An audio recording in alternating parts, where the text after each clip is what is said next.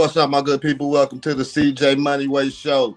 Today I have teacher, writer, researcher, podcaster, and author of the book, You Have to Let Yourself Off the Hook, Naum. Did I pronounce that right, man? You sure did, Naden. Okay. Naden. Yeah, so welcome to the show, everybody. Liam, how you doing today, man? I'm great, thanks, and looking forward to talking to you. Thanks for the opportunity to be on your show. Oh, man, thank you for, reaching out and coming on, man. I really appreciate it. So you're from New Zealand, right? I am indeed. Yep. Okay, so what's the, now, of course, I've never been that far. So what's the atmosphere, what's the culture like there, man? Oh, it's wonderful. It's like everywhere in the world. Great people getting on with their lives, being loving, friendly, happy, positive, optimistic, and really interested in helping others as well as themselves. Okay. Yeah, everywhere I travel in the world, I meet people the same.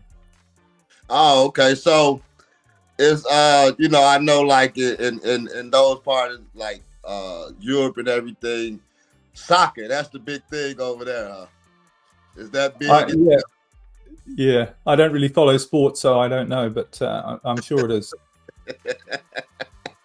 Okay. Is it anything before we get started that that you would like to say? Anything, any projects that you have going on that we can look forward to? Yeah, I've got lots going on, and I'm sure we'll talk about it maybe as we go along, because it all really relates to this burning question that I've been trying to find the answer to for most of my life, which is, how do we really get the results we do in our life? Why do things really happen to us? And for example, we might say, how is it that you and I are talking? Now, we might think we've planned it, but actually there's something else going on. And that's the basis of really, and hopefully I can share some of this with your audience, to start to think what you think is your life is not what's really going on. There's something else going on, but it's something far more exciting than you realize. It's something you have control over, and it's something that you can use really to make your life as good as you want it to be. Okay, that sounds very interesting. So Liam, tell us, what is the Growing in Love podcast? As you being a podcast host and having your own podcast, what is that podcast all about, man? Well, when I started off in my coaching work, I started off in the area of marriage and relationships. And I found that it was an area I really wanted to study and figure out, why is it that some people have fantastic relationships, marriages, and they could have been together for 30 years, and it was like they'd only just met. They were best friends, they did everything together, they were absolutely rock solid in their relationship, and it seemed to get better with time. But they're only the tiny small percentage. And yet most people in a marriage or relationship, seem to me, including myself, were struggling with problems and, ending up in divorce. I mean, more than half of marriages end up in divorce. So I thought, what's the difference between people who make it work and what is unfortunately the vast majority of people who seem to struggle with relationships and find it difficult? And that really led me on a discovery of research to see that these people, the small percentage of people, were doing something very different to what most people were doing in their relationship. So I developed this into helping people with their marriages. And what I started to notice was it was really helping people turn their marriage around, even sometimes from the brink of divorce. A couple, one or the other said, I want a divorce, I'm sick of it, it's not working. And the other person was able to use some of the ideas that I had to turn the situation around. So I started to help people with their relationships, and that really developed into some coaching programs, which I still have and I still do with people. And also a podcast called Growing in Love for Life. That was the first of 3 podcasts I actually host, and that's all about marriage and relationships, and figuring out or learning what the small percentage of successful people do in a marriage and relationship that everyone else isn't doing, so that when you do it, you get the same results. And it doesn't matter where you are in your situation at the moment. Once you start doing the right things and stop doing the wrong things, you get a completely different result. And that led me on to my next podcast, or the one my work expanded into that to say, well, what is it about successful people? Not just success in relationships, but success in life. Because every now and then you meet somebody who really is happy, who really is successful, not just on the outside, not just with lots of money and they're miserable, but they're really happy. They might not have a lot of money, but they're truly happy and fulfilled and excited about life and positive and optimistic. And they're the people you really feel good being around. That's the definition. They're what you'd call successful people. They're enjoying life to the full. And I thought, what's the difference between those people and the vast majority of us who are stressed, unhappy, struggling, who are not what you would call being the best that we could be? What's the difference? And again, I found there's something very different. There's something very unique about what we need to do to become a happy, successful, in every area of our life, successful person. And that's the focus of all of my work these days. That's interesting, man. That you can go that far and that deep into the thought, as far as what makes a person successful, like what, not only from the outside, having money, being able to go buy whatever you want to go buy, but from the inside, being happy from the inside. Because a lot of times if we're not happy within, we can be miserable even with money. So I understand what you're saying on that level.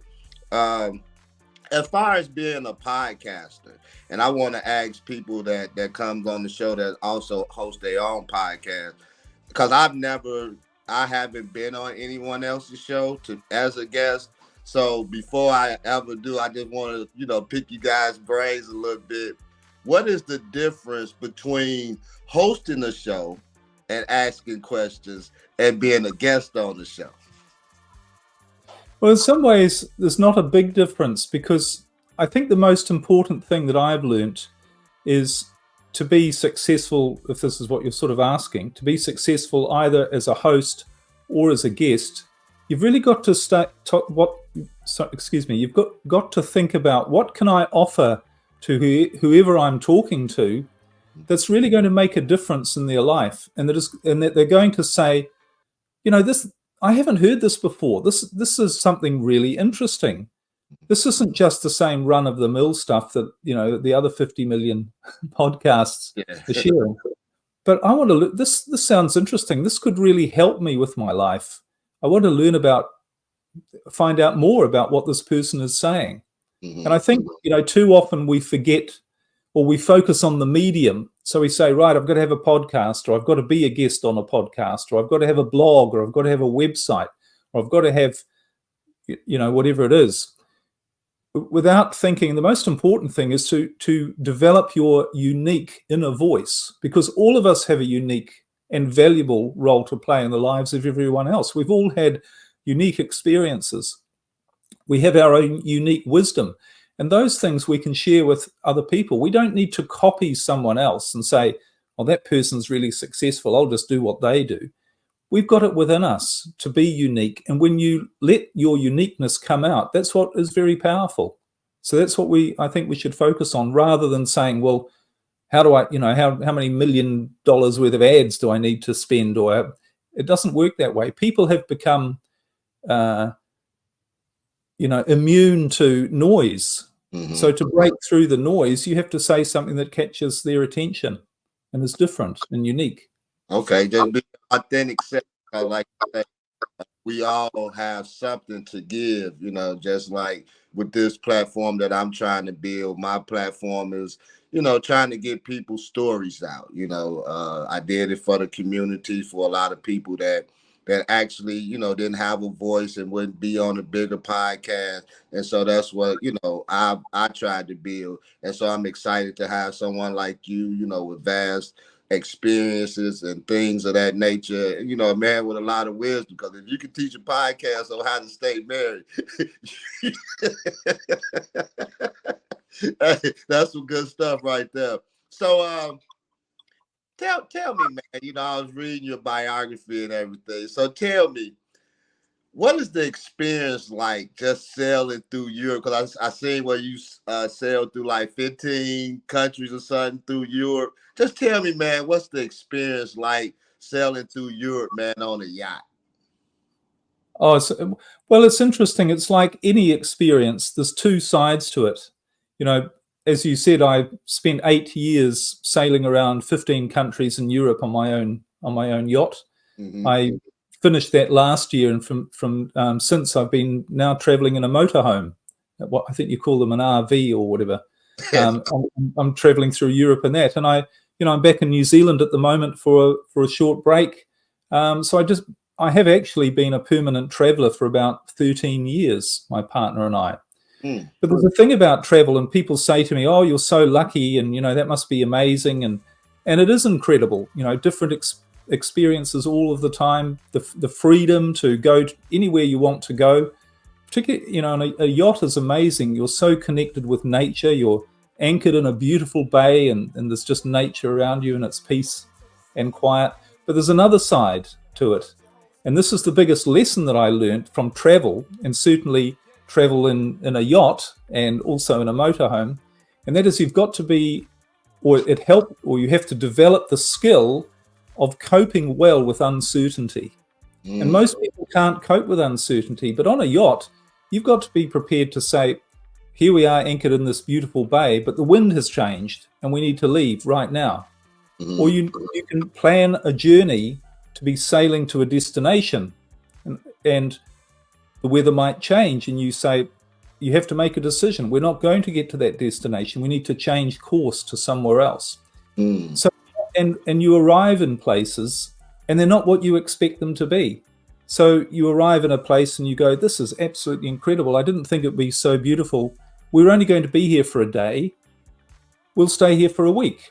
Mm. That happened when we were sailing down the coast of Greece, and Turkey was just right next door, the country. Mm-hmm. My partner and I said, Turkey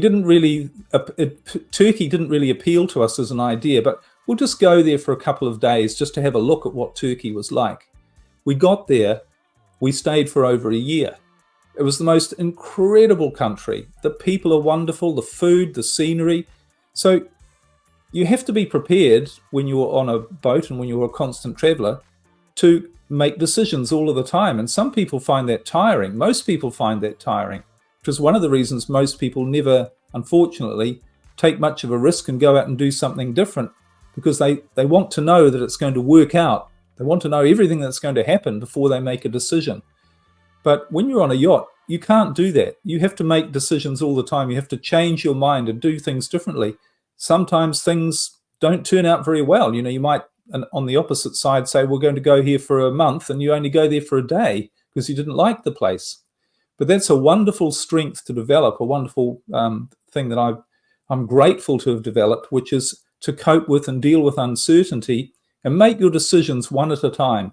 Not try and plan things out a year in advance, but just take it a step at a time. And everything works out perfectly that way. Man, I think that's cool, man.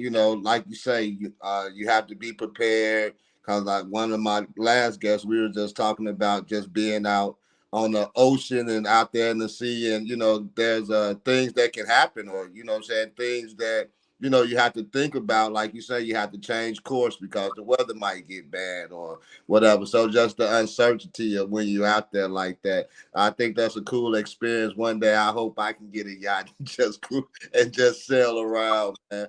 So tell us about your latest book, man, Marriage Uncounseling.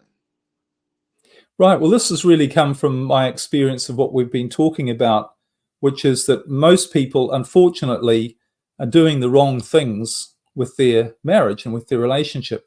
And many people who've come to me for help and done my coaching programs, or even done private coaching with me, most of them have tried some sort of counseling.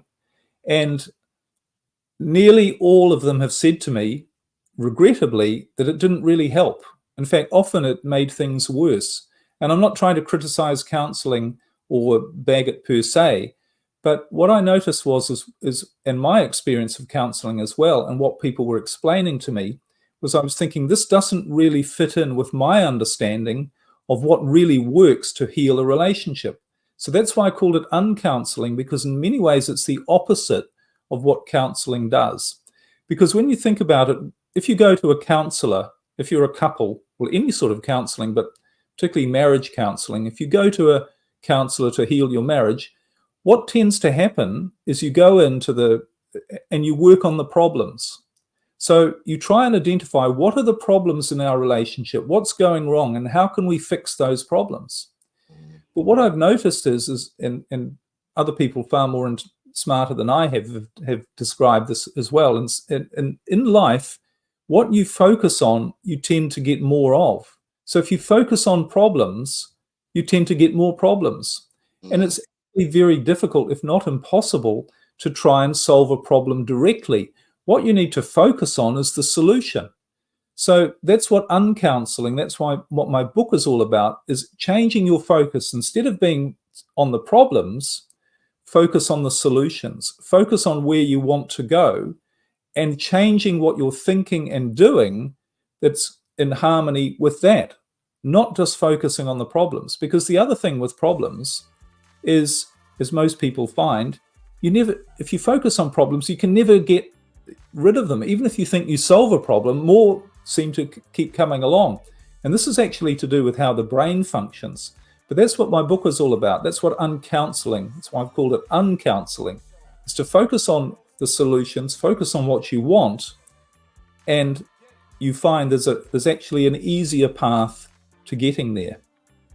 Oh, okay. Yeah, that sounds interesting, man. You know, like you said, and that's different because, you know, like a lot of people, like you say, go to counseling and we're trying to find a problem. You know, we're trying to get to the root cause of the problem. And then, like you said, then a lot of times as we trying to get to that problem, we opened up Pandora's box and realized that those problems have mounted up to different type of problems. And a lot of times, you know, as you as a counselor, and I know you can tell this and describe this to me better than I can, is that when you don't handle an issue right there, then it mounts up to where the couple or the marriage, you know, people that's married, they don't talk about it.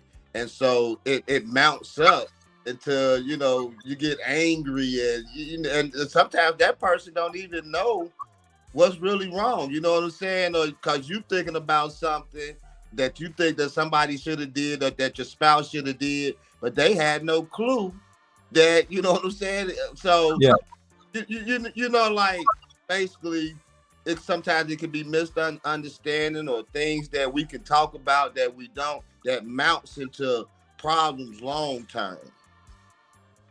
Well, here's the thing, and I say this to people, and anyone listening or watching might like to think about or answer this question for themselves. But if you're in a marriage or relationship, was there ever a time when you didn't have problems, when things were going really well, when things were easy and fun and stress-free, and you absolutely loved being in that relationship? Was there ever a time?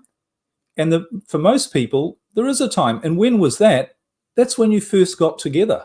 That was when the relationship was new and fresh, and you weren't focusing on problems. You weren't trying to fix things. You weren't worried about, you know, the things that were going wrong or what the other person was doing. You were just there having a good time. And the thing to realize is what you were doing and thinking then is very different to what you do and think when you've got problems. So all you need to do, and this is the basis of much of my coaching, and it's in the Marriage and Counseling book, what you need to do is figure out, what was I doing and thinking when I didn't have problems and stress in my life? I need to, and realize I'm not doing those things anymore. I'm doing all these other things that are making things worse. I need to go back to the thinking and doing that I did when things were going well at the beginning of our relationship. And it's not that difficult to do. It's not just about, oh, things were new and fresh and exciting then. Things can be new and fresh and exciting now. I've met people who've been in a marriage for 30 years, and it's like, as I mentioned earlier, it's still new and fresh and exciting. There's a way to make your marriage new, fresh, and exciting, no matter how long you've been together. But you need to do those right things. You need to do and think, and it's a lot to do with your thinking as well, what you were doing when things were going well, not trying to fix things when they're not going well, if that makes sense. Yeah, that makes sense. It makes it, like you say, you know, when you first start off, you know, you just happy, you just want to be around each other and just go out and do things and whatnot. So it makes sense. You say get back to that thought process before all the other things, you know, got added to it. So yeah, that makes a lot of sense. So you have a course, a master class, let yourself off the hook. Can you explain that to us, man? Like, you know, what do you mean by when you say let yourself off the hook, and what do this class entails of? Well, what most people are trying to do in life is they're trying to solve problems, just like we've been talking about. They've been trying to solve problems. They've tried to reach goals. They've tried to figure out how they can be happy. They've tried to work towards things to try to be happy. But most people are struggling. And what they're doing, the reason they're struggling is that they're using the wrong part of their brain without knowing it. They don't understand. Most of us, we've never been taught how this machine works, our brain works. So you will never figure out all of those things. You'll never live a life to your full potential when you're in the state of struggle and stress and trying to push and work things out. So what you have to do is you have to let yourself off the hook. And what letting yourself off the hook means is giving up that struggle, giving up what you think is your control, and allowing what is within all of us. And this isn't woo-woo, this is biological. We have this energy, this creative energy that flows not only through us, but through every living thing. This is a biological law, if you like. So we need to start to allow that to flow through, because when we actually do that, when we let ourselves off the hook, stop putting the pressure on ourselves, what we actually do is we activate a different part of our brain, a different part of our biology. And that part literally takes control, and it leads and guides us down the easiest and fastest path to actually getting everything we want. And this is the part that's responsible when you suddenly meet somebody out of the blue and it turns out to be really good. I mean, when you meet the person who becomes your husband or your wife, you didn't plan it in advance. They just suddenly out of the blue, they showed up, and before you knew it, you were in love, and you know it changed your life. So this is, we might call this luck or coincidence, but all of my research has found that it's not luck or coincidence. This is a very definite biological principle as to how we are designed to operate. But you can only activate that part of your brain. You can only see it work in your life when you let yourself off the hook, when you stop trying to be in control through struggle and force and trying to make things happen, because that literally, on a biological level, that blocks this other part of your brain. It prevents it from operating. So when you talk about part of your brain, so I guess that when you say that this is part of your webinar that you teach, Unlock Your Brain's Hidden Power. Yeah, well, I have a webinar and a whole coaching, you mentioned my coaching program, but and people can find it on my website, liamnaden.com. But what it essentially is to help people understand is that your brain is a machine, and it has 4 fundamental biological parts. They're all in different places in your brain, and they all have a different function. So when you understand that it is a machine and that these 4 parts are supposed to work a certain way, then all you need to do is operate the machine the right way. Because if you think about it, we don't realize that the brain is a survival machine. And it's not just to survive at the basest level. Our brain is trying to make sure that we have the greatest chance for survival, and we live for as long as we possibly can. And the only way we can do that is by being our best, by being our happiest, by being our most fulfilled and not stressed. That's what's going to prolong our life. And so the brain is a machine designed to ensure that you are your best, so you have the greatest chance for survival. But it's like any other machine. It's like, for instance, a motor car. Now, a motor car is designed to get you from where you are to where you want to go. And you know it's going to do that if you drive it the right way. But if you get in it and you don't know what to do, and you put the wrong fuel in, and you press the wrong buttons, and you've got your foot on the accelerator and the brake at the same time, and you don't know what to do, you're not going to get anywhere, and it's going to be a struggle. And you're going to think this isn't working, and you're also going to end up with problems. You're going to end up things going wrong. And it turns out biologically, this is how we're designed. When problems show up in our life, and this is a stretch for most people to take on when I say it, but when you start to research how the brain works, you realize it's true. Problems are a sign that we're not using this machine the right way. So on my website, I have a model, a description, an explanation of these 4 parts of the brain and how they work and how they're designed to be used.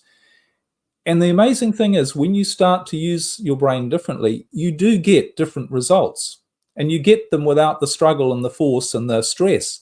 Things show up in your life. You come up with good ideas, new opportunities show up, and you suddenly start to see a lot more success, inner and outer, happening in your life. And it's all because not through struggling, but through understanding how to use your brain differently. That's what it comes down to. Oh, that's interesting, man. I'm gonna have to go on your website and check that out, because, like you say, you can use these 4 parts of your brain either to, move on in life, or we can let it stress us out, which, could be detrimental, because we know that stress can cause health issues and this and that. And so I think that's interesting that you've come up with a model that, to help people think differently and think, freely, and, live a abundant life, and as successful and as positive as you can. I think that's unique, man. That's real cool. I got a couple more questions for you. So I've been married for 15 years, right? And I'm not saying that everything been smooth sailing, but it's been peaceful for the most part.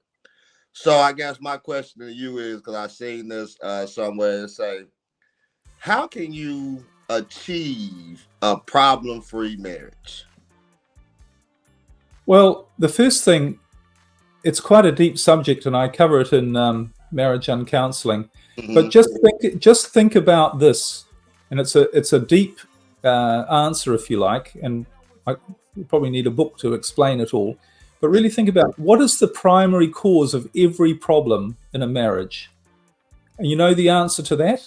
Yeah. The underlying cause of every problem in your life, in your relationship, is fear. Deep down, you are afraid of something. So, for instance, when you think back to when you first got together, you weren't afraid of anything. You weren't afraid of the relationship ending. You weren't afraid of saying the wrong thing. You weren't afraid of not being happy. You weren't afraid of it not working as a relationship. You were just enjoying being there. But what happens over time is we develop these fears. So we've been married for 15 years and we think, oh, something's going wrong, or they're not listening to me. So we stop expressing ourselves fully because we're afraid we might upset our spouse. We're afraid we might create problems in the relationship. We're afraid they might misunderstand me. We're afraid that we're not going to be able to do the things that we want to do. Or we're afraid that it's not going to work out as well as it could. There are a lot of these fears that we have. And when those fears start to come in, they start to restrict us from being ourselves. And just being the happy, fun, easygoing, nothing's a problem sort of person. So, and when that starts to happen, what are we doing? We're starting to focus on what's not right with our relationship, and we're worried about things. Oh, we've got a problem here, and we have this misunderstanding, and I'm angry because they didn't hear what I said. And so we're afraid that we're not being listened to, that we're not going to have the intimacy and the openness in our relationship that we really want. So what I find with couples who have great relationships with no problems, and yes, there are some people who have no problems in their relationship, is they have no fear. So if something happens and you don't like it, instead of blaming the other person, you say, why am I getting upset by it? It's no big deal. I'm not afraid of anything. Okay, so maybe we're not getting on. Well, maybe we should end our relationship. Maybe it's no longer right for us if things don't work out. Or if they say something, why should I let it upset me? I'm not afraid of the consequences of anything. And that's not being stupid or naive or simplistic. It's just having the confidence and getting rid of any fears you have about your life, that whatever happens in your life, things are going to work out well. Whatever happens in your relationship, things are going to work out perfectly. And when you, as I say, when you're like that, you can just be fun and easy and free, and nothing's a big deal, and it's all good, like you were at the beginning. No, yeah, that's Yeah. interesting. You know, like you said, stress free, and you know, even if I come through this roadblock or that roadblock, whether individually or as a couple, what is it to fear? You know, we gonna get past this too. You know, as the old saying used to go, it says that this too shall pass. You know what I'm saying? Yeah.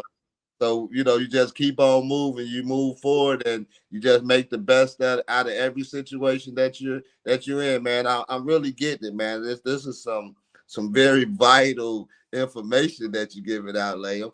So, man, I just got one more question for you, man. So, in your own words, how did you discover true success? Well, what actually happened to me was I'd been looking for true success all my life. From the youngest age I can remember, I always wanted to know, how can I be more successful? How can I have a great life? I didn't want to settle for just an average life. So I did lots of things, and I always was, working hard to be the best that I could be at anything that I was doing. And I was constantly, even as a child, maybe not quite so consciously then, but I was always looking throughout my life, what do I need to learn? What do I need to do? How can I achieve more? How can I be more? How can I reach higher goals? And I became very outwardly successful. I became a millionaire. I had my own businesses. Things were going really well. I was traveling. I had a yacht. I had all these things, but I wasn't really happy on the inside. And I kept thinking, I haven't found the answer yet to being successful. I need to learn more. I need to do another course. I need to go on another seminar. And I went to seminars all over the world. I read lots of books on everything you could think of: religion, spirituality, self-help, personal development, goal setting. I learned any technique I could, but I still wasn't really happy. And then something happened when I was in my mid-40s that should never have happened to me, being an expert on what success is and how to achieve success. I never felt I'd quite got there, but I knew everything about how to get there, and I was on the path.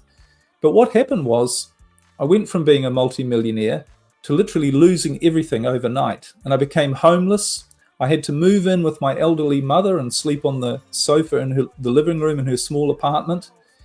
And I thought everything I've learned about what success is and how you achieve success, I have to throw that all away, because this wasn't on my goals list. This wasn't in my plan. I know how to be successful. I know how not to be homeless and penniless. So why has this happened to me?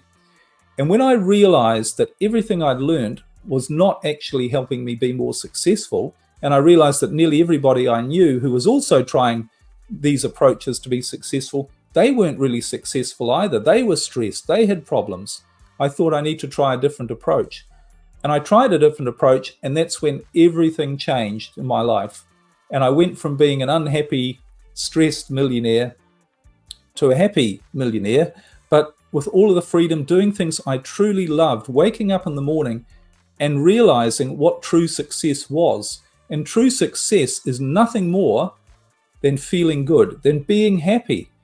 Because if you ask any scientist, biologist, spiritual person, throughout the teachings of all of science and all of spirituality, they tell us what true success is. The definition of true success is being the best that you can be, being happy, being fulfilled.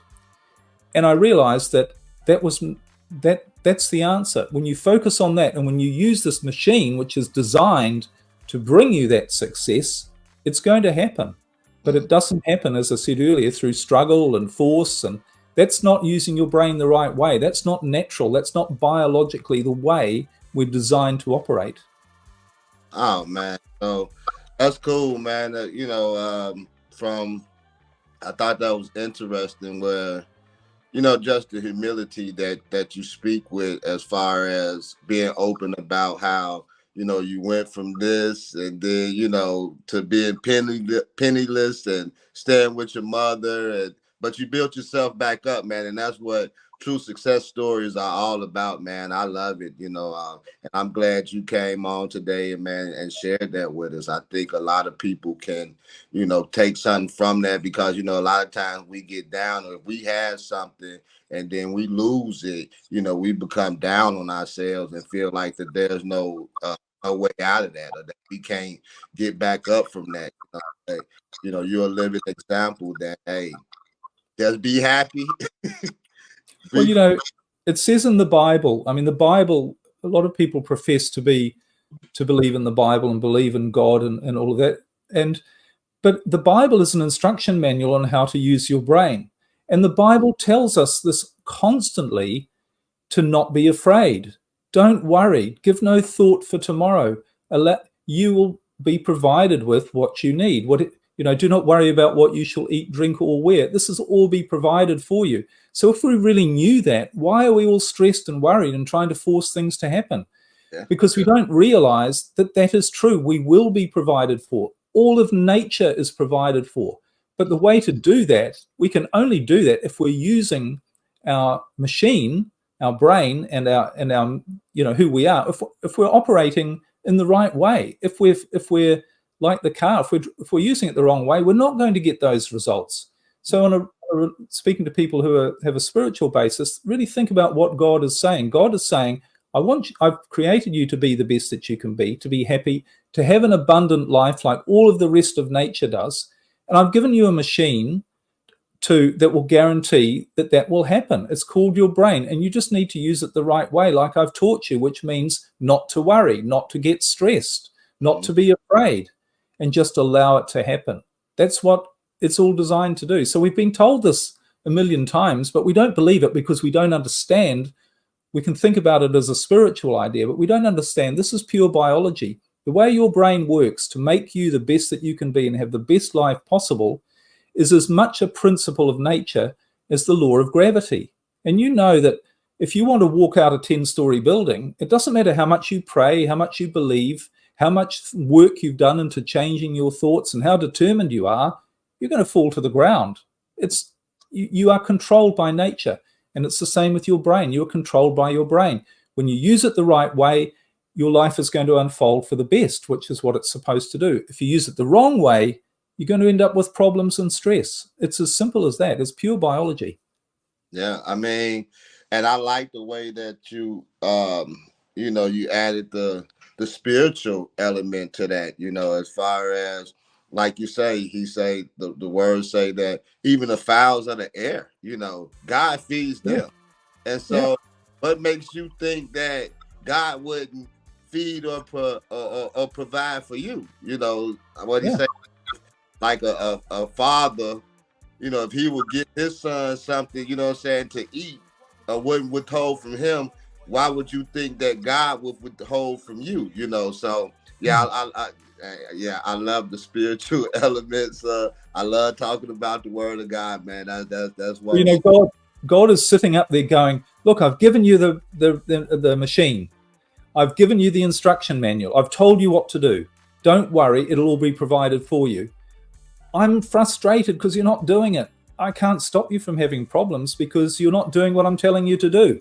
Exactly. And the reason we don't do it is we don't understand. And it's explained in the Bible how the biology works. But what I've done is I've taken the scientific and the spiritual and combined it into this easy to understand model, so that when you see this model, this explanation of how your brain works, it's like getting the instruction manual for a car. You suddenly go, it all makes sense now. This is how I should use it. Right. And you do it. So that's why it's so powerful, all of this. This isn't just having faith and wanting to believe, because most people who say they have faith, they don't really. They're just hoping. Yeah. There's a big difference between hoping and understanding. When you understand how it works, that's what real faith is. Yeah, and like you say, some of us, we have faith, but we still have doubt, and like the scriptures say, you say, Lord, I believe, but help me with my unbelief, but I know you want them to help you with your unbelief.